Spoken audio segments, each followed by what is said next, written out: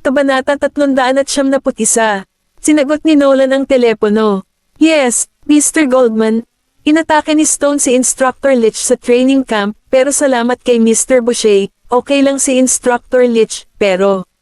Itinaktak ni Nolan ang abo ng kanyang sigarilyo sa isang lata ng coke. Isang madilim na liwanag ang bumungad sa kanyang mga mata nang magtanong siya, pero ano? Noong sinusubukan naming harangin si Stone sa junction, sumabog ang kanyang sasakyan. Patay na si Stone. Natigilan si Nolan matapos niyang marinig ang sinabi ni Hans. Inihagis niya ang upos ng sigarilyo sa lata, nagpakawala ng bahagyang sumisitsit na tunog sa hangin. Then, he asked sternly, sumabog. May nagtanim ba ng bomba sa kanyang sasakyan? Sagot ni Hans, oo. Parang may nagtangkang mawala na siya. Napangiti si Nolan at hindi umimik. Sa paghusga mula sa katotohanan na si Rowena ay pupunta sa lawak ng pagtanggal sa kanyang sariling lalaki, malamang na naniniwala siya na si Stone ang nagtaksil sa kanya. At saka, sigurado siya na papatayin ni Rowena si Stone sa alinmang paraan kahit na nagawa niyang tanggalin si Instructor Lich. May nangyari ba? Boses ni Maisie ang nagpa-address sa kanyang pag-iisip. Ibinaba ni Nolan ang tawag at inikat ang ulo para tingnan siya, nakagigising lang. Ngumiti ito sa kanya at sinabing, gising ka na. Oo, matagal na ang nakalipas. Narinig niya ang lahat kaya nagtanong siya, nabigo na naman ba ang plano? Nasugatan si Instructor Lich. Ibinaba ni Maisie ang kanyang ulo. Mukhang mas walang puso si Rowena kaysa sa inaakala natin. Hindi lamang siya handa na kitilin ang buhay ng ibang tao, ngunit hindi niya hahayaang mabuhay din ang kanyang mga tauhang pinaghinalaan niyang pinagtaksilan siya ng mga ito. Ipinulupot ang braso sa baywang niya, binuhat siya ni Nolan sa kandang ganito. Patay na si Stone, pero hindi ibig sabihin na ligtas na siya. Pagkatapos ng lahat, ang ebidensya na mayroon tayo ngayon ay higit pa sa sapat. Tumanggaw si Maisie, ang lalaki sa Summer Pavilion, si Instructor Lich, at si Mr. Winters ang kanilang trump card para pabagsakin si Rowena.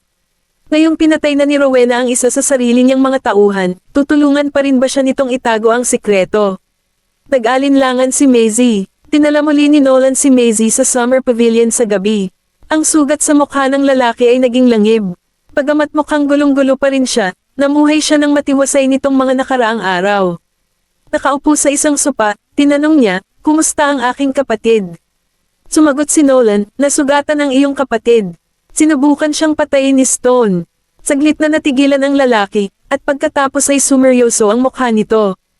Pagkatapos noon, naglakad si Nolan sa isang tabi at naupo na nakakross ang paa. Patay na rin si Stone. Ano? Nagulat ang lalaki. Mukha siyang hindi naniniwala na patay na si Stone. Naglabas si Nolan ng isang pakete ng sigarilyo at iniabot sa kanya ang isa. Pinatay siya ni Rowena. Nanginginig ang mga kamay ng lalaki nang kunin niya ang sigarilyo. Pagkatapos, lumabo ang liwanag sa kanyang mga mata nang sabihin niyang, ikaw, nalaman mo na ba ang lahat? Sumagi sa isip ng lalaki na alam na nilang ang utak ay si Rowena. Maya-maya ay sumingit si Maisie at sinabing dahan-dahan, hindi naman ganoon kahirap alamin, sa totoo lang. Ngayon alam mo na namuntik ng patayin ni Stone ang kapatid mo, si Instructor Lich, at hindi pinatakas ni Rowena si Stone. Habang nagsasalita siya, nakatingin siya sa kanya. Kung hindi ka lang nahulog sa kamay namin, patay ka na. Walang sinabi ang lalaki. Tama si Maisie. Kung hindi lang nila siya nahuli, dead meat na sana siya ngayon. Pagkaraan ng mahabang panahon, sa wakas ay nakapagdesisyon na siya at sinabing, sige. Sasabihin ko sa iyo ang lahat ng nalalaman ko. Sinindihan ng lalaki ang sigarilyo. Gamit ang lighter at humila ng matagal.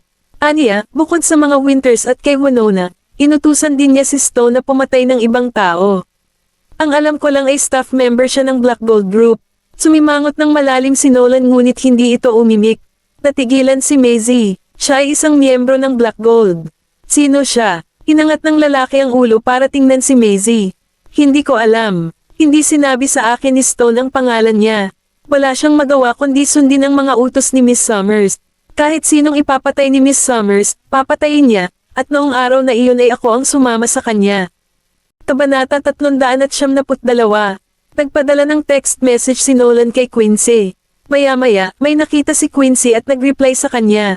Inihagis ni Nolan ang kanyang telepono sa mesa at nagtanong, ito ba ang babaeng iyon?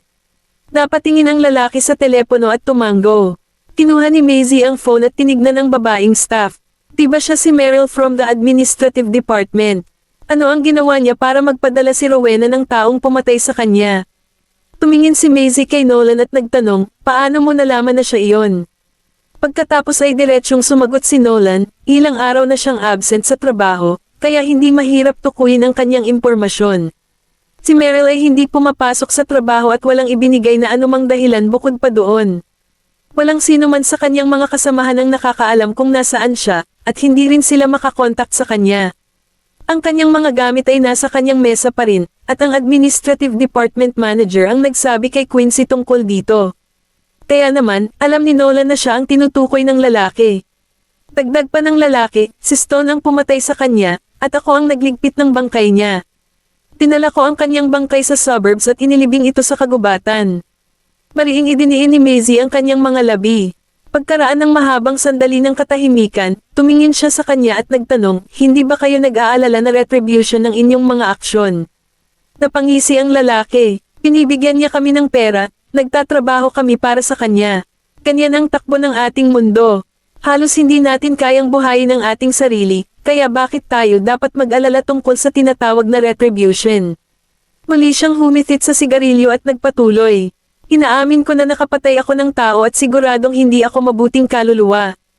Baka mamatay ako sa tabi ng kalye balang araw, pero hanggat hindi ito makakaapekto sa kapatid ko, wala akong pakialam kung makulong ako o mapatawan ng death penalty. Naikuyom ng mahigpit ni Maisie ang kanyang kamao. Ang lalaking nasa harap niya ay hindi lubos na malamig ang dugo. Kung ang mundo ay naging mas maganda sa kanya, hindi niya kailangang tumahak sa ganoong landas. Nakikita niya na labis itong nag-aalala sa kanyang kapatid. Pagkatapos ng lahat, ang dugo ay mas matimbang kaysa sa tubig. Tumingin sa kanya si Nolan at nagtanong, si Stone ay isang miyembro ng training camp. Sa pagkakaalala ko, siya ay mula sa unang batch na dumalo sa assessment para sumali sa headquarters. Natigilan sandali ang lalaki bago tumango. Oo, malakas si Stone. Lahat ng mga taong nasa ilalim niya noon ay labis na humahanga sa kanya. Napakatapat niya kay Miss Summers, at ipinakikilala niya ang mga taong pinagkakatiwalaan niya kay Miss Summers, at isa na ako sa kanila. Sa totoo lang, hindi ko alam ang identity ni Stone sa simula. Alam ko lang na nagmula siya sa isang makapangyarihang organisasyon, at hanggang sa huli ko lang nalaman na nagtatrabaho siya para sa mga Goldman. Kung bakit niya sinusunod si Miss Summers, sa tingin ko mahal niya ito. Nanlamig na ang kalahati ng sigarilyo sa kamay ng lalaki, nakikita naming lahat. Si Stone ay napakatapat kay Miss Summers, at ang paraan ng pagtingin niya sa kanya ay iba sa kung paano siya tumingin sa ibang tao. Sa kasamaang palad, itinuring lang siya ni Rowena bilang isa sa kanyang mga pawn. Kung hindi, hindi niya ito papatayin, ang lalaking matagal nang nasa tabi niya. Sa pananaw ni Rowena, ang mga taong ito ang kanyang mga pawn na maaaring itapon anumang oras. Ang kalye ay dahan-daang napuno ng mga neon light ng mga lamp na sunod-sunod na nagsindihan. Panay ang takbo ng sasakyan sa kalsada. Tumingin si Maisie sa kalye sa bintana, nahuhulog sa malalim na pag-iisip. Nang may mainit na kamay na humawak sa malamig niyang kamay ay nabalik siya sa realidad. Ano ang nasa isip mo? Pinabagal ni Nolan ang sasakyan. Hinawakan siya nito gamit ang isang kamay, ang mga mata ay nakatingin pa rin sa harapan. Tumawa si Maisie. Wala. Nakakatuwa lang na si Rowena ay nananatili sa tabi ng lolo mo sa loob ng mahabang panahon, ngunit hindi siya naghinala. Bahagyang kumunat ang noo ni Nolan at sinabing, ito ay dahil siya lang ang apo ni Mr. Summers. Kahit na gumawa siya ng mali, patatawarin siya ni Lolo dahil sa Summers. Biglang may naisip si Maisie at napalingon. Tumingin ito sa kanya at ngumisi. Nga pala, magkakilala na kayo simula bata pa kayo, di ba?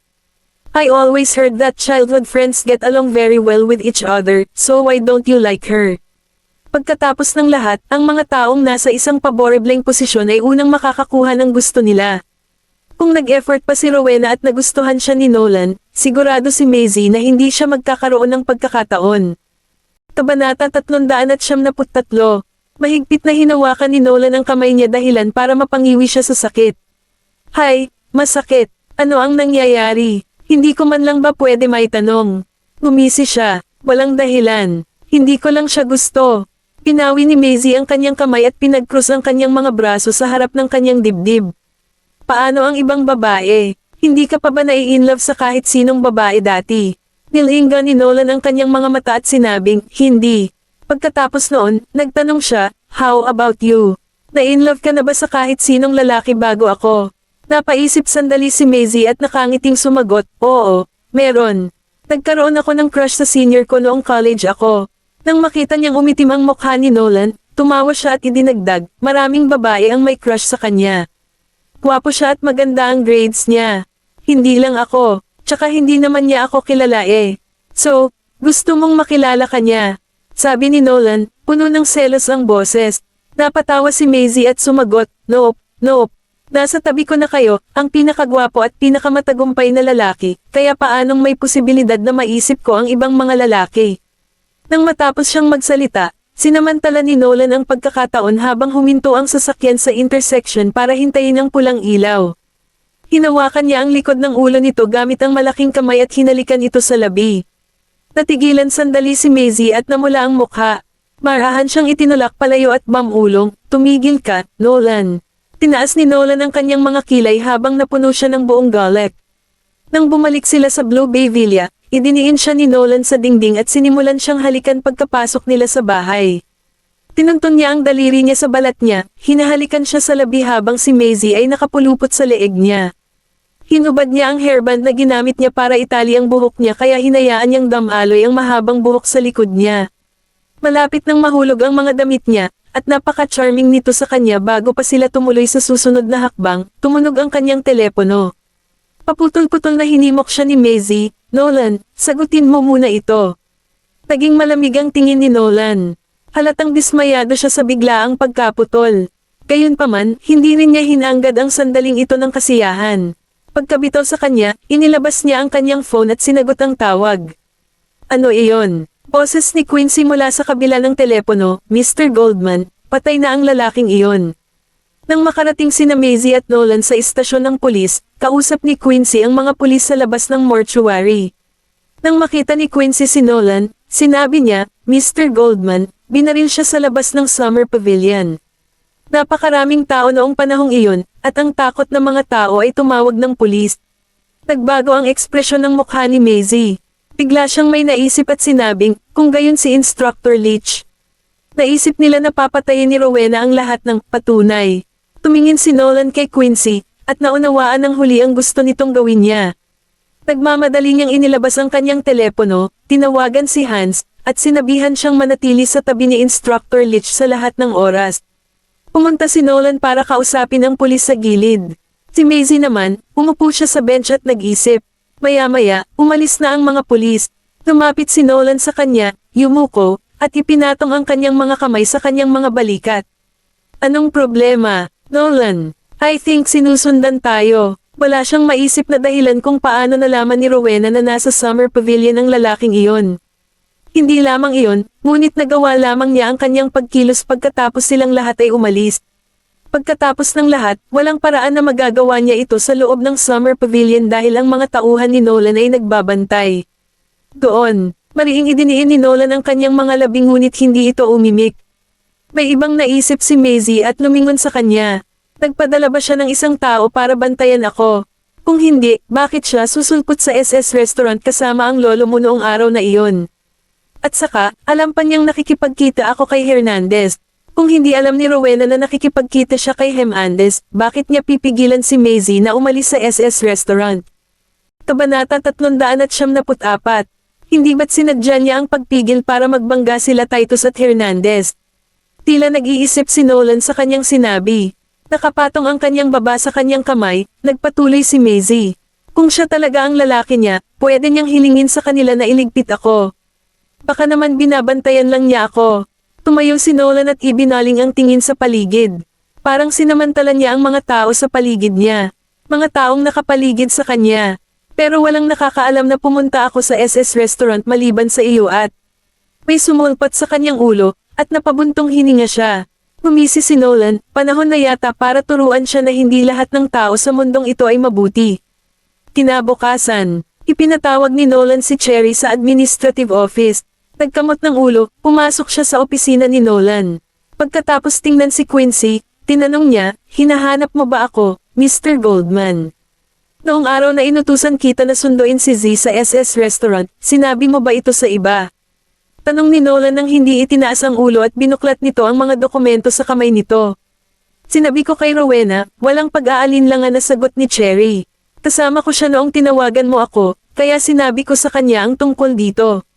Sinapo ni Quincy ang kanyang noo at sumirit sa nagngangalit na mga ngipin. Tanga ka ba, Cherry? Nasabi mo na ba kay Rowena ang lahat? Hindi mo naman sana sinabi sa kanya ang kinaroroonan ng lalaking nahuli natin, di ba? Hindi siya makapaniwala na magiging ganito kamuwang ang kapatid niya.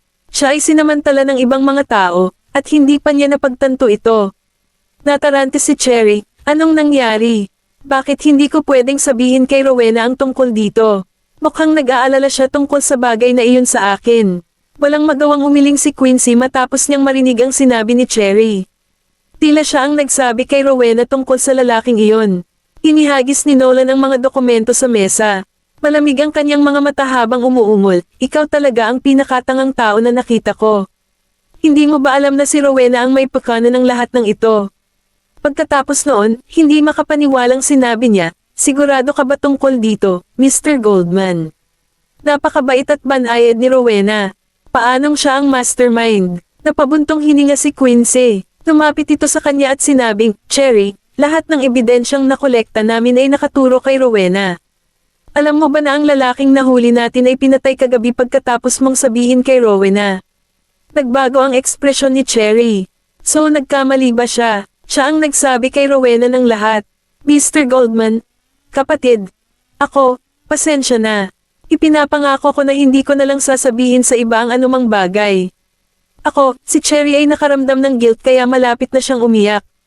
Kung tutuusin, nakagawa siya ng malaking pagkakamali. Malaki ang tiwala ni Cherry kay Rowena, kaya sinabi niya kay Rowena ang tungkol sa lalaki. Hindi niya inaasahan na siya ang magiging pangunahing salarin. Tumingin si Nolan sa kanya at nagtanong, ano ang sinabi mo sa kanya? Sinabi ko sa kanya na nahuli natin ang taong iyon sa ospital. Tinanong ako ni Rowena kung saan siya dinala. Akala ko wala siyang kinalaman, kaya sinabi ko sa kanya na nasa summer pavilion siya, matapat na sagot ni Cherry. Gusto na niyang sampilan ang sarili sa mukha. Nakahinga ng maluwag si Quincy sa loob. Kaman ang pakiramdam niya na hindi niya nasabi sa kapatid ang lahat. Kung hindi, malalaman ni Rowena ang lokasyon ni Mr. Winters at ang palabas na ginawa nila ni Nolan noong gabing iyon. Matapos patayin si Stone, sigurado si Quincy na pupunta si Rowena para magreklamo kay Titus. Nang may sasabihin pa sana si Quincy, sinabi ni Nolan, ngayon alam mo na ang bigat ng sitwasyon. Tumanggaw si Cherry, bahagyang umangat ang sulok ng labi ni Nolan. Habang malamig na sinabi, ngayong alam mo na, may gawain ako para sa iyo. Kunin ito bilang isang pagkakataon upang mabawi ang iyong mga pagkakamali. Nagliwanag ang mga mata ni Cherry, at tuwang-tuwa siyang sumagot, huwag kang mag-alala, Mr. Goldman. Hindi kita ipapahiya. Kabanata 375. Sa Goldman Mansion, naglakad si Rowena patungo sa mesa na may hawak na tasa ng kape at inilagay ito sa mesa. Nang makitang naging malamig si Titus sa kanya kamakailan, alam niyang may sama ng loob ito sa kanya pagkatapos ng gabing iyon na muntik nang ma-excited si Nolan. Kinagat niya ang kanyang labi at naaawa niyang sinabi, Lolo, nalaman ko na kung sino ang gustong manakit kay Nolan. Ito ay si Stone. Natigilan si Titus, ibinaba niya ang dyaryo at iniangat ang ulo para tingnan siya, malungkot ang mukha. Stone, yung lalaking ipinadala ko sa iyo. Pamilyar si Titus kay Stone. Responsable si Stone sa pagbibigay ng assessment sa mga gustong sumali sa night banquet. Nagtrabaho siya kasama ni Hans sa night banquet. Nakiusap lang sa kanya si Titus na tulungan si Rowena pagkatapos. Umupo si Rowena sa tabi niya at nagpaliwanag, oo, siya. Lolo, wala talaga akong ideya na gagawa si Stone ng ganoon. Hindi mo alam. Inilapag ni Titus ang dyaryo sa mesa. Tinatanggap niya ang mga utos sa iyo. Kung hindi mo siya tinutulungan, paano siya magkakaroon ng lakas ng loob na gawin ang ganoong bagay? Alam ni Rowena na naghihinala pa rin si Titus sa kanya. Pinunasan niya ang ilang patak ng luha mula sa gilid ng kanyang mga mata at sinabing, Lolo, alam mo kung gaano ko kamahal si Nolan.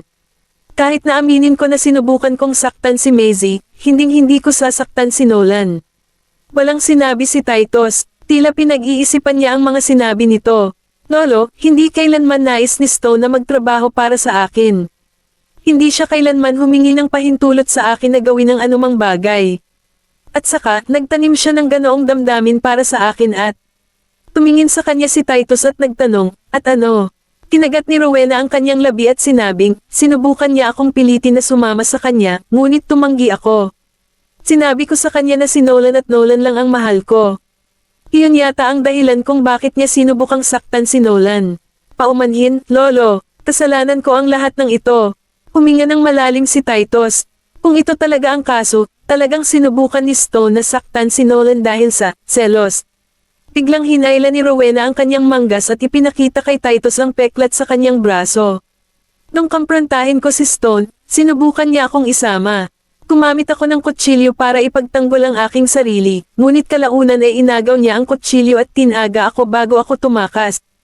Puno ng galit ang mukha ni Titus. How dare he? Napaka-jakas niya. Bakas ng pagtatagumpay ang mga mata ni Rowena nang makita niyang naawa si Titus sa kanya at naniwala sa kanyang sinabi. Patay na si Stone at walang makapagpapatunay na mali siya. Kahit na sinubukan nilang tingnan ito, wala silang makukuha. Kailangan lang niyang itulak ang lahat ng sisi kay Stone ngayon at hindi na siya pagdudahan ni Titus. Nagsisinungaling ka sa akin. Natigilan si Rowena nang tumaas ang isang kurap ng masamang kutob mula sa kanyang tiyan.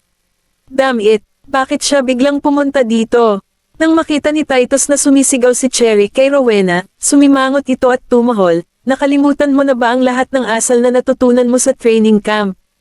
Natakot si Cherry kay Titus, ngunit hindi na siya maaaring umatras ngayon. Hindi mo ako masisisi dito, Elder Master Goldman. Nagsinungaling sa akin si Rowena. Napatayo si Rowena sa upuan at lumapit sa kanya na may ngiti sa labi. Hinawakan niya ang kamay niya at sinabing, Cherry, labas tayo at mag-usap. Kailangang magpahinga ni Lolo. Inalis ni Cherry ang kamay niya. Tigilan mo nga ako, bongga ka. Hayaan mo akong magtanong sa iyo. Sinamantala mo ba ako? Tinanong mo ako noong isang araw kung nasaan ang lalaking inaresto ni Mr. Goldman at ng iba pa. Sinabi ko sa iyo kung nasaan siya, at pagkatapos ay pinatay siya. Kagabi, ginawa mo, hindi ba? Kabanata 376. Wala nang pakialam si Cherry sa nararamdaman niya. Bahagyang nagbago ang ekspresyon ng mukha ni Rowena, at mabilis niyang sinabi, Cherry, ano ang pinagsasabi mo? May nagsabi ba sa iyo ng isang bagay? Hindi ko talaga alam. Sinusubukan mo pa bang magpanggap? Inamin ng taong iyon na ikaw ang gumawa nito bago siya namatay. Si Winona at ang kanyang mga magulang ay pinatay mo lahat. Dahil sa sinabi ni Cherry, naging malungkot ang ekspresyon ni Titus habang nakatitig kay Rowena. Malamig at tangkay ang mukha ni Rowena. Cherry, alam mo bang sinisiraan mo ako sa pagsasabi nito? Walang kinalaman sa akin ang usapin ni Winona at ng Winters. Bueno, kung ang bagay na ito ay isang paninirang puri sa iyo, kung gayon ang katotohanan na si Mr. Goldman ay muntik ng ma-accident ng gabing iyon ay hindi isang paninirang puri ngayon, tama ba ako? Sinulyapan siya ni Cherry at nagtanong, ikaw ang nag-utos kay Stone di ba? Isa si Stone sa mga tauhan mo. Naikuyom ng mahigpit ni Rowena ang kanyang mga kamay, oo, kagagawan ni Stone. Sinabi ko lang kay Lolo na ginawa iyon ni Stone ng patagaw sa likod ko at labag sa kalooban ko. Wala man lang akong alam dyan. Nang makitang walang tiwala si Cherry sa kanya, hinawakan siya ni Rowena sa kanyang mga balikat. Cherry, magkasama tayo dati sa training camp, hindi mo ba alam kung paano kita tretuhin noon? Dapat alam ninyong lahat ang nararamdaman ko kay Nolan, kaya bakit ko sasaktan si Nolan? Natigilan si Cherry sa katotohanang aaminin ni Rowena na si Stone ang may gawa nito, ngunit hindi niya inaasahan na itutulak niya ang lahat ng sisi kay Stone. Itinulak ni Cherry ang kanyang kamay at sinabing may malungkot na mukha, patay na si Stone, kaya ibinibigay mo ang lahat ng sisi sa kanya ngayon, hindi ba? Nagulat si Titus, patay na ba si Stone? Nilingan ni Rowena si Titus. Lolo, wala talaga akong alam dito. Paano namatay si Stone? Buhay pa siya kahapon. Napangisi si Cherry. Tumigil ka na sa pagpapanggap, pumunta si Stone sa kampo ng pagsasanay upang patayin si Instructor Litch, ngunit ang kanyang sasakyan ay biglang sumabog nang siya ay tumakas. Kaya, please enlighten me, bakit nagkataon lang nasisabog ang sasakyan? Dahil ba sa time bomb? Wala rin itong kinalaman sa akin. Masiglang sigaw ni Rowena. Cherry, paano mo ako sinisiraan ng ganyan kung walang ebidensya? Dapat ay magpakita ka man lang sa amin ng ilang ebidensya o magdala ng isang saksi o dalawa. Bukod pa riyan, sino ang nag-utos sa iyo na lumabas dito para sabihin ang mga ito? Inosente ang pag-uugali ni Rowena na para bang siya ay labis na nagkasala at patuloy na tumatangging aminin na siya ay may kinalaman sa lahat ng mga pangyayaring ito. Bago pa makapagsalita si Cherry, may boses na pumasok mula sa labas ng pinto. Nasa akin ang ebidensya at testigo na hinahanap mo. Si Nicholas ang pumasok mula sa labas gamit ang isang gintong tungkod, at sinusundan siya ni Hans. Napatayo si Titus sa kanyang kinauupuan na halatang nagulat. Bahagyang namutla ang mukha ni Rowena. Paanong nangyari iyon, Uncle Goldman? Tiningnan ni Nicholas si Titus na may kalmadong ekspresyon. Ama, kung ikaw ay matanda na para tingnan ang bagay na ito nang walang kabuluhan at hindi mo makita na ikaw ay nililinlang, hindi ako maaaring maupo at panoorin ito bilang iyong anak. Umakyat si Nicholas sa sopa, umupo, at malamig na tinitigan si Rowena. Lumaki ka sa ilalim ng pangangalaga ng mga Goldman, at hindi ka namin niloko sa lahat ng oras na ito. Pero hindi ko inasahan na magiging walang awa ka para gumawa ng move sa anak at apo ko. Lumapit si Rowena at nag-aalalang nagpaliwanag, Sir, hindi ko. Wala kang kailangang ipaliwanag sa akin. Itinaas ni Nicholas ang kanyang kamay para pigilan siya at hiniling kay Hans na buksan ang laptop, panoorin muna. Natin ito. Pinuksan ni Hans ang laptop at ang video recording na ipinakita sa screen ay ang pag-amin ng lalaki noong isang araw. Sino pa kaya ang Miss Summers na sinabi ng lalaki? Maliban kay Rowena Summers, bahagyang naging malungkot ang ekspresyon ni Titus nang makita niya ang video, at makikita ang mga pag-agos ng galit sa kanyang mga mata. Umiling si Rowena nang may bakas ng gulat na makikita sa kanyang mga mata. Hindi, ginawa ni Stone ang lahat ng ito. Gusto niya akong hilahin pababa at ibigay lahat ng sisi sa akin. Wala talaga akong alam dito. Kabanata 377. Kinuha ni Nicholas ang tasa, humigop dito, at tumawa. Hindi mo alam. Pagkatapos ay ibinaba niya ang tasa at mahinahong sinabi, iyan ay dahil pareho si Stone at ang taong ito ay patay na, at hindi sila maaaring narito upang patunayan na ang bagay na ito ay nauugnay na sa iyo, tama ba? Nanginginig si Rowena. Pagkatapos ay sinabi ni Nicholas kay Hans, pumunta ka at dalhin ang lalaking iyon. Yung lalaking yon, sino yan? Tumigil sa paghinga si Rowena ng ilang segundo, at unti-unting namumula ang kanyang mga pisngi na walang dugo. Pagkaraan ng ilang sandali, dinala ni Hans si Instructor Litch, na mahina pa dahil sa injury. Nang makita si Instructor Litch, tuluyang natarante si Rowena. Buhay pa siya. Hindi talaga siya nagawang patayin ni Stone. Napatingin si Nicholas kay Instructor Litch. Sabihin mo sa amin ang lahat. Noong una ay ayaw ni Instructor Litch na pagtaksilan si Rowena, ngunit wala na siyang pakialam nang malaman niyang namatay na ang kanyang kapatid, Mr. Goldman Sr., Elder Master Goldman. Si Miss Summers talaga ang utak. Nang mamatay si Winona, ginamit ni Miss Summers ang buhay ng kapatid ko para pilitin akong tulungan siya. Doon ko nalaman na si Miss Summers pala ang humiling kay Stone na pakawalan ng Pit Viper para saktan si Miss Vanderbilt. Ikaw, puno ka ng kalokohan. Gusto pang makipagtalo ni Rowena. Hindi siya pinansin ni Instructor Litch. You know best whether I'm bullshitting or not. Sinasabi mo ba sa akin na namatay ang kapatid ko hindi dahil sa plano mong patahimikin siya? Pinadala mo si Stone para patayin ako, at sinabi niya sa akin ang lahat ng araw na iyon. Lahat ng nakakaalam sa ginawa mo ay dapat mamatay. Malamig na napangiti siya pagkatapos niyang sabihin iyon. Maaaring matagal na akong namatay kung hindi ako natagpuan ni Mr. Boucher noong araw na iyon. Ang ekspresyon ni Titus ay naging sobrang walang pakialam at bigo habang nakatitig kay Rowena. Umiling si Rowena, hindi ako. Si Stone mismo ang gumawa nito. Wala akong kinalaman dyan. Malamig na sabi ni Instructor Litch, natatakot ako na wala ka pa ring ideya tungkol dito. Talagang pinadalhan ako ng aking kapatid ng isang recording bago siya makuha ni Mr. Goldman. Partikular niyang sinabi sa akin na dapat kong ibigay ang recording na ito kay Mr. Goldman kung babalik ka sa iyong salita at gusto mo akong patayin sa hinaharap. Pagkatapos ay kinuha niya ang recorder at ibinigay kay Titus.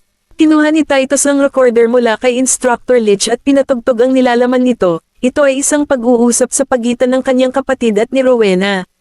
Stone, Miss Summers, huwag mong idamay ang kapatid ko. Ayokong madamay ang kapatid ko sa bagay na ito. Rowena, kung gusto mo talagang iligtas ang buhay ng kapatid mo, mas mabuting makipagtulungan ka sa akin. Kung hindi, huwag mo akong sisihin sa pagpatay sa kanya. Rowena, matagal ka nang nagtatrabaho sa tabi ni Stone, at hindi mo pa rin alam ang mga paraan ko sa paggawa ng mga bagay-bagay. Hindi ako nagtataas ng mga basura, kaya huwag mo na akong bigyan ng horseshit, o pupuntahan ko ang kapatid mo ngayon. Stone, naiintindihan ko. Miss Summers, anong gusto mong gawin ko? Rowena, dahil napakaswerte ng bitch na iyon na kahit isang pit viper ay hindi siya kayang patayin, mukhang tapusin na lang natin si Winona at saka isisi sa bitch na iyon. Natahimik ang kapaligiran sa silid ng matapos ang pag-record. Walang dugo ang mukha ni Rowena, at nanginginig ang buong katawan. Ni-record talaga ng kumag na iyon ang usapan namin. Nang makita ang malungkot na mukha ni Titus, lumapit si Rowena, Lolo, hindi po sa ganon, ako. Isang sampal ang umalangaw sa buong silid. Natigilan si Rowena sa kinauupuan, at nang makita niya ang galit na mukha ni Titus, ang matinding kirot. Sa kanyang pisngi ay kinaladkad siya pabalik mula sa ulirat. Halos hindi makapaniwala at naiinis si Titus sa katotohanang niloko siya nito. Rowena, binaygo mo ako. Lolo, pasensya na po. Lumuhad siya sa harap ni Titus, hinatak ang laylayan ng pantalon nito, at umiyak ng mapait. Nagkamali ako dahil nasilaw ako sa puot. Mahal na mahal ko si Nolan kaya kinaiinisan at inggit ako kay Maisie. Gusto ko lang siyang parusahan para iwan niya si Nolan. Kabanata 378. Lolo, alam mo na mahal ko si Nolan. Lahat ng ginagawa ko para kay Nolan. Tinanggal ni Titus ang mga kamay nito sa kanyang pantalon. Ginawa mo ang lahat para kay Nolan. Hindi mo man lang pinansin ang kapakanan at buhay ni Nolan, at may lakas ka pa ng loob na sabihin na ginagawa mo ang lahat ng ito para sa kanya. Nagsikip ang mga talukap ni Rowena. Hindi ko talaga ginawa yon. Inaamin ko, at ako ang nasa likod ng pagkamatay ni Winona, ngunit ang nangyari kay Nolan lahat ay kay Stone. Wala talaga akong alam dyan. Hindi man lang tiningnan ni Titus ang mukha niyang umiiyak. Nais kong maniwala sa iyo noong una, at sinabi ko sa iyo na kaya kitang protektahan, ngunit ang iyong ginawa ay lumampas sa aking ilalim. Not to mention na apo ko pa rin si Nolan. Malamig na tumingin sa kanya si Titus habang sinasabi iyon at lumuhad sa sahig. Pwede ka pang gumawa ng isang bagay tulad ng pagpatay, kaya ano pa ang hindi mo magagawa? At paano mo ako mapapaniwala na inosente ka? Kahit na walang kinalaman sa kanya ang nangyari noong gabing iyon, hindi lang maliit na pagkakamali ang ginawa niya sa pagkakataong ito. Nilabag na nito ang bottom line ng pagiging tao. Kaya paano ako mapapanatag sa katotohanang iiwan ko ang isang taong kayang baliwalain ang buhay ng isang lalaki sa tabi ni Nolan? Tumalikod si Titus kay Rowena. Isuko mo ang iyong sarili. Isuko ang aking sarili. Napasubsob si Rowena sa sahig. Paano ko isusuko ang aking sarili ko? Masisira ang buhay ko kung makukulong ako. Hinablat ni Rowena ang gunting sa mesa at akmang sasaksakin ang sarili. Mabilis siyang pinasuko ni Hans sa lupa bago pa man makasagot si Titus. Pagkatapos ay sinipa niya ang gunting na nalaglag sa sahig. Kalmayan mo ang iyong sarili, Miss Summers. Pagamat nadismaya si Hans sa kanyang inasal, ayaw niyang gumawa siya ng kalokohan. Umihikbi si Rowena at saka umiyak ng malakas, let me die, please. Hindi ako pwedeng makulong. Ayokong masira ang reputasyon ng mga Summers dahil may nagawa akong mali. Ayokong ma-disappoint sa akin ang mga yumao kong magulang. Lolo, nangako ka sa mga magulang ko na aalagaan ako ng mabuti, kaya huwag mo akong ipakulong. Maaari akong pumunta kahit saan maliban sa bilangguan. Nang makitang hindi tumugon si Titus sa kanya, umiyak siya at gumapang sa kanyang paanan. Lolo, lagi akong nasa tabi mo, at palagi mo akong tinuring na apo mo. Kaya please, hayaan mo na ako sa pagkakataong ito, ayoko talagang makulong. Alam ko ang nagawa ko ay mali, hindi ko nagagawin ulit. Maaari akong mamatay kung gusto mong pagbayaran ko ng buhay ko. Mas gugustuhin ko pang mamatay kaysa makulong. Nakikiusap ako, Lolo, ipinapangako ko na hindi na ako muling haharap kay Nolan, pangako. Napapikit ng mariin si Titus. Si Rowena ay palaging sumusunod sa kanya mula noong siya ay bata. Siya ay isang bata na siya mismo ang nagpalaki, kaya paano niya matatanggap ang katotohanan na siya ay gumawa ng ganoong bagay. Gayunpaman, alam din niyang masisira talaga ang buhay ni Rowena kung ito ay makukulong. Pagkatapos ng lahat, ang mga Goldman ay may utang pa rin sa mga Summers ng isang pabor at isang buhay. Hindi man lang siya lumingon. Umalis ka na, huwag mong hayaang makita kitang muli. Ang kabaitan na ipinakita sa akin ng mga Summers sa nakaraan ay itinuturing na bayad na mula ngayon hanggang sa kasalukuyan. Natigilan si Cherry. Talaga bang pinapaalis ni Elder Master Goldman si Rowena? Nang makitang tuluyan na siyang pinakawalan ni Titus alang-alang sa mga Summers, napakagatlabi si Rowena at dahan-daang tumayo. Salamat, Lolo. Ingatan mo ang iyong sarili. Tumalikod siya at naglakad palayo. Sa sandaling lumabas siya ng mansyon, nawala sa isang iglap ang lungkot at paghihirap sa kanyang mukha, at napalitan sila ng lungkot. Sa pribadong ospital, umupo si Mr. Winters sa kama at nakatingin sa labas ng bintana habang si Maisie ay nakaupo sa upuan sa tabi niya. Wala siyang sinabi hanggang sa lumabas si Nolan para sagutin ang isang tawag, Mr. Winters. Hindi siya umiwas ng tingin sa bintana. Ito ang kapalit natin, di ba? Kabanata 379. Tila kinakausap ni Mr. Winters ang kanyang sarili. Bahagyang lumungkot ang mga mata ni Maisie habang nakaawang ang mga labi. Bumubuti na ba ang pakiramdam mo? Ano ang silbi ng paggaling? Tinutuya ni Mr. Winters ang kanyang sarili. Ang aking asawa at anak ay wala na ngayon, kaya bakit ako nabubuhay pa? Hindi matanggap ni Mr. Winters ang katotohanan. Sa katunayan, walang sino man ang dapat na makatanggap nito. Muling bumagsak ang mga mata ni Maisie. Dapat mong maunawaan ng malalim kung bakit at paano nangyari ang mga bagay na ito. Nagulat si Mr. Winters, malungkot niyang ibinaba ang ulo, na medyo nahihiya. Oo, inaamin ko, hindi dapat kami naging gaaman. May naisip siya at nagpatuloy. Actually, nalungkot kaming mag-asawa nang matanggap namin ang balita ng pagkamatay ng aming anak. Nang pumunta kami sa kampo ng pagsasanay upang magtanong at malaman na ang aming anak ay nagpakamatay, talagang mahirap para sa amin na panatilihing kalmado ang aming sarili. Inayaran kami ng kampo ng pagsasanay, na nagsasabi na dapat kaming manatili sa Grand Hotel ng Baseburg at hintayin ang mga resulta ng autopsy ni Winnie. Gayunpaman, isang babae ang dumating sa amin isang araw. Tinupi ni Mr. Winters ang kanyang mga daliri na parang may mabigat na bato sa kanyang dibdib, na nagpapabigat sa kanya. Sinabi niya sa amin na ikaw ang may pananagutan sa pagkamatay ng aming anak, na ikaw ang nagtulak sa kanya na mamatay. Pagkatapos ay ibinigay niya sa amin ang iyong address sa trabaho, at iyon ang ginawa naming mag-asawa upang hanapin ka. Nangganyo din kami sa malaking halaga ng pera, kaya nagplano kaming kunin ito para sa aming sarili. Anyway, namatay na ang anak namin. Pero hindi namin inaasahan. Tinakpan niya ang mukha niya at umiyak, gusto talaga kaming patayin ng babaeng iyon. Ako ay nagbabantay sa simula, ngunit hindi kami nakaligtas sa kamatayan kung tutuusin. Nagsisi siya at sanisi ang sarili sa lahat ng nangyari. Ngunit ano ang mabuting maidudulot nito? Hindi na siya inistorbo pa ni Maisie at tahimik na lumabas ng ward. Tinapos na rin ni Nolan ang tawag sa telepono ng sandaling iyon. Naglakad siya papunta sa likod niya. Kumusta ang mga nangyayari sa... Tinapabayaan pa rin ni Lolo ang babaeng iyon alang-alang sa kabutihang ipinakita sa kanya ng mga Summers noong nakaraan, sagot ni Nolan sa malalim na boses habang bahagyang lumabo ang kanyang ekspresyon. Napaawang ang labi ni Maisie at hinawakan ang malamig niyang kamay. Dahil alam na ng lolo mo ang totoong kulay niya, malamang na hindi na siya makakatakas muli kung gagawa siya ng panibagong hakbang. Tumingon si Nolan, niyakap siya, at hinalikan sa noo. Hindi mo na ako kailangang i-comfort. Napaiwas ng tingin si Maisie. Hindi kita inaaliw. Sa pag-iisip ng isang bagay, nagtanong siya, nga pala, bakit mo hinayaang gawin ito ni Itay? Nag-aalala ba siya na hindi maniwala ang lolo niya sa sasabihin natin?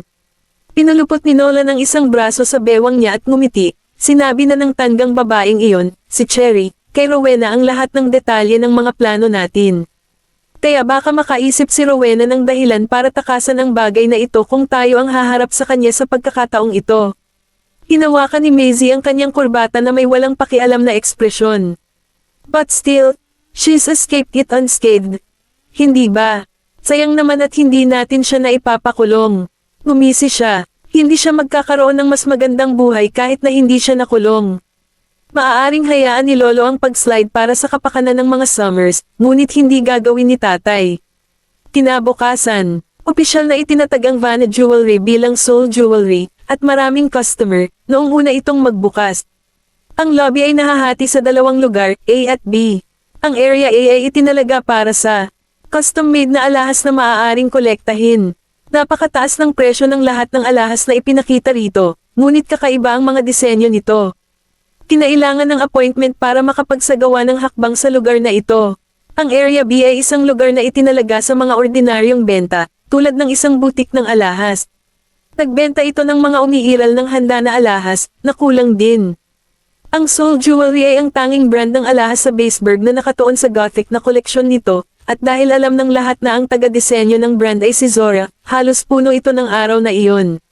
Masyadong abala si Maisie kahit na umalis sa kanyang upuan kahit na nandoon lang siya para kumuha ng custom orders. Si Maisie nakakaalis lang ng isang bisita ay napalingon at nakita niya si Madam Nira na dahan-daang lumalapit sakay ng wheelchair sa tulong ng babaeng subordinate. Kabanata 400. Madam Nira, nandito na po kayo. Ngumiti si Maisie at humakbang para salubungin siya. Isang magiliw na ngiti ang ibinigay ni Madam Nira. Nabalitaan ko na ang iyong kumpanya ay opisyal na bukas ngayon, kaya talagang kailangan kong pumunta upang suportahan ka. Lumapit sa kanya si Maisie at nag-half squat kaya hindi na kailangan pang tumangala ang matandang babae para kausapin siya bilang paggalang. Kung gayon ang negosyo ko ay talagang sisikat sa suporta ninyo. Natatakot ako na lahat ng kasama kong may-ari ng kumpanya ng alahas sa buong Baseburg ay may inggit sa akin, hindi ba? Napangiti ng husto si Madam Nira. Ikaw, marunong kang pumuri ng matandang babae. Itinulak siya ni Maisie sa VIP room sa kanyang wheelchair at binuhusan siya ng isang tasa ng tsaa. Madam, kumusta ang iyong kalusugan kamakailan? Huwag kang mag-alala, ito ay higit pa sa ayos.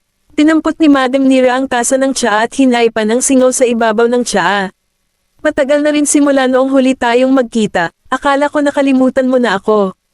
Gumisi si Maisie, paano ito posible? Kakalimutan ko muna ang iba bago kita makalimutan.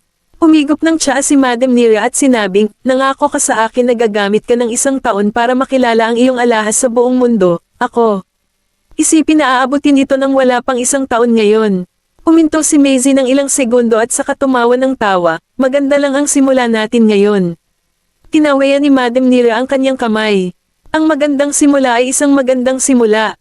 Kailangan mong magbigay ng kredito kung saan ito dapat bayaran. O kung hindi bakit ako pupunta upang makipagkita sa iyo ngayon. May pagkakataon akong mag-alok sa iyo ngayon. Isang oportunidad. Nagpatuloy si Madam Nira bago makapag-react si Maisie. Ang Stoslows Sheena Jewelry Show ay gaganapin sa simula ng susunod na buwan, at ito ang iyong pagkakataon. Alam kong nakapunta ka na sa Sheena Jewelry Show bago ito, pero isang luxury brand ang kinatawan mo noon. Kakatawanin mo ang sarili mong brand sa pagkakataong ito. Inimbitahan nga si Maisie sa Sheena Jewelry Show noong nakaraan nang magsimulang makaakit ng pansin ang Oriental style na alahas na idinisenyo niya habang nagtatrabaho siya sa Luxella Inc. Nang mabanggit ang pangalan ni Zora sa Stoslow, alam lang ng lahat na siya ay isang jewelry designer na nagtrabaho sa ilalim ng Luxella Inc. at lahat ng kanyang mga likha ay pagmamay-ari lamang ng Luxella. Ito ay tulad ng anumang nilikha.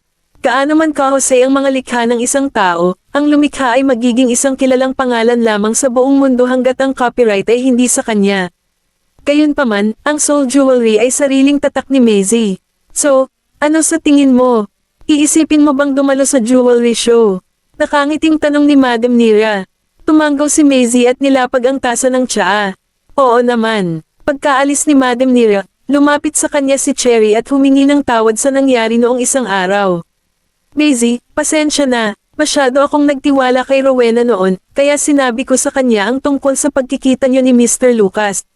Wala rin masyadong pakialam si Maisie bagkus ay tinukso siya, sinabi ni Nolan na masyado kang madaling magtiwala sa iba. Pero ayos lang, sisimulan mo na itong maalala pagkatapos mong lokohin ng ilang beses. Napangiti si Cherry sa kahihiyan. Sa palagay ko ay hindi magandang gawin iyon. Napasok ko na ang sarili ko sa napakalaking problema sa pagkakataong ito. Hindi ba ako balatan ni Nolan ng buhay kung may mangyari ulit kay Maisie? Pagkatapos ay may naisip siya at idinagdag, nga pala, Maisie, si Rowena ay isang wanted na babae ngayon. Gusto, natigilan si Maisie saglit at tumangala sa kanya. Hindi ba siya pinakawalan ni Elder Master Goldman? Tumanggaw siya. Oo, pinakawalan siya ni Elder Master Goldman, ngunit hindi pinaalis ni Mr. Goldman Sr. Nag-alok si Mr. Goldman Sr. ng $1,000,000 na pabuya para kay Rowena. Maliban kung may sapat na kakayahan si Rowena para makatakas dito o sumailalim sa plastic surgery, halos imposible na siyang makatakas muli kung mahuli siya sa pagkakataong ito. She chuckled pagkasabi nun. Si Rowena ay tiyak na nagtatago sa isang lugar, namumuhay ng masayang buhay. Iniisip na pinabayaan siya ni Elder Master Goldman sa pagkakataong ito. Ngunit mayabang na sinabi ni Mr. Goldman Sr. na ang pagpapalam sa kanya ay desisyon ni Elder Master Goldman, at desisyon niya na arestuhin si Rowena. Ang dalawang agenda ay hindi magkasalungat.